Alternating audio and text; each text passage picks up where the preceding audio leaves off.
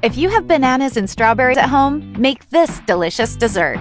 For this recipe, we will need 8 strawberries. Cut these strawberries into small pieces.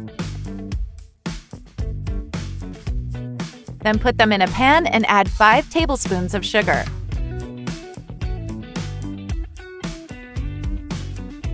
Stir until the sugar melts and forms a syrup. Tell me in the comments where you're watching us from so I can thank you for following our recipes. We will also need 4 bananas. Remove the peel from the end of these bananas. To continue, in a frying pan, add oil.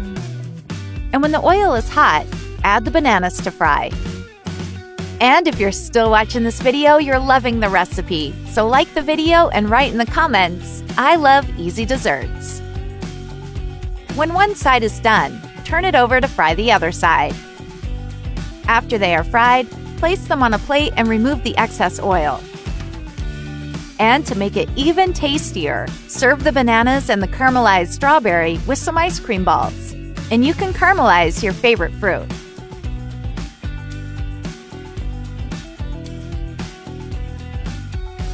And our recipe is ready. Now you just have to enjoy it. Look how wonderful it is. It's mouth-watering.